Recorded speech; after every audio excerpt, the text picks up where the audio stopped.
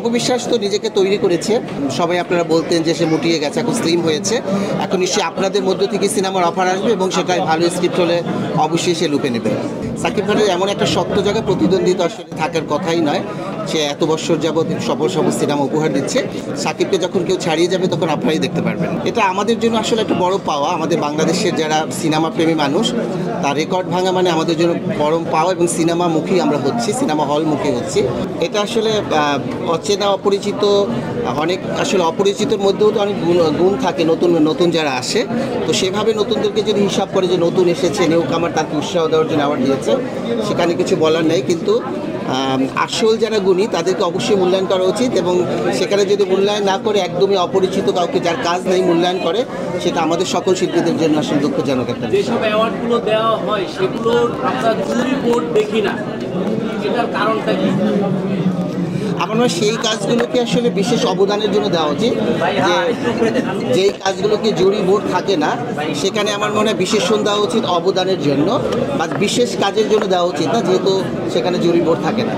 সেটা আমরাও চাচ্ছি, রিভিউ দেখানো উচিত। হয়তো বাজেট স্বল্পতা, সেটার কারণ ওটা হচ্ছে এডিটিংয়ের ব্যাপার, বা হচ্ছে সেখানে এলইডি আছে কি না, সেই এলইডি দিয়ে ওটাকে প্রচার করতে পারবে কি না, বা যেই হলে করছে সেখানে এলইডির মতো জায়গা আছে কি না। আমার মনে হয় যেহেতু আপনারা প্রশ্ন তুলেছেন, আমার মনে হয় কর্তৃপক্ষকেও আপনাদেরকে দাঁড়িয়ে জিজ্ঞেস করা উচিত যে আসলে রিভিউ দেখানো উচিত যে কেউ কোন কাজে পাচ্ছে।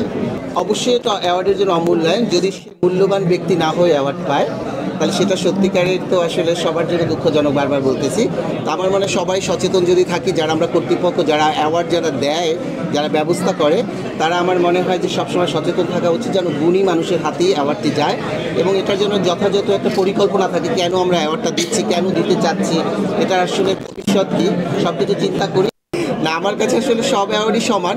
কখনো কখনো আয়োজকদের বিশৃঙ্খলা বা মিসম্যানেজমেন্ট দেখে খারাপ লাগে, কিন্তু খুব ছোট পরিসরে একটা অ্যাওয়ার্ড দেওয়া হচ্ছে, সেখানে আমাকে সম্মানিত করতে চাচ্ছে, সেখানে আমি অসম্মান বোধ করি না। কিন্তু যখন দেখি মিসম্যানেজমেন্ট, ডিসিপ্লিন, আপনারা বলছেন যাদেরকে দিচ্ছে সেই মানুষগুলোকে আমরা চিনি না, জানি না, বা তাদের কি অবদান সাংস্কৃতিক অঙ্গনের ক্ষেত্রে, তখন আসলে অবশ্যই অ্যাওয়ার্ডটা হাতে নিয়ে মনে হয় যে না পেলেও হতো। আসলে এখন কর্তৃপক্ষদেরকে আমরাও বলবো যে আমরা যখন অ্যাওয়ার্ড নিতে আসি, আমরা অনেক বিব্রত বোধ করি, কারণ যাদের আসলে অনেক যাদের যেই কাজে স্বীকৃতি দেওয়া হচ্ছে, সেই কাজে কতখানি সে সেই বছর বা তার আগের কয়েক বছর যাবৎ কাজ করেছে, সেটা যাচাই বাছাই করার পরে আমার মনে হয় অ্যাওয়ার্ড দেওয়া উচিত। আপনাদের সাথে আমরাও একমত যে যাকে তাকে অ্যাওয়ার্ডটা দিয়ে আসল যারা সত্যিকারের যারা কাজ করে, যে সেক্টরে নিয়মিত কাজ করে এবং সফলভাবে কাজ করে, তাদেরকে অ্যাওয়ার্ড দেওয়া উচিত। ঈদে দেশের বাড়িতে যাব, আমার দেশের বাড়ি বরিশাল সদরে, ওখানে আমার মা অপেক্ষা করছে কবে যাব। আমরা সবাই যাব। আলাদা আলাদা হিরোইনদের আলাদা আলাদা দর্শক আছে, তো আমার মনে হয় যে তাদের জন্য আসলে খুব ভালো হয় একই সঙ্গে মুক্তি না দিয়ে সকল যারা দর্শক আছে, সকলের দর্শক ভাগাভাগি করে নিলে আমার মনে হয় সেটা আরও বেশি ভালো হবে। ঈদের সময় তো একটা জোয়ার থাকে, ঠিক ঈদের পরপরও আরও কিছু ছবি মুক্তি দেওয়া উচিত, একসঙ্গে না দিয়ে।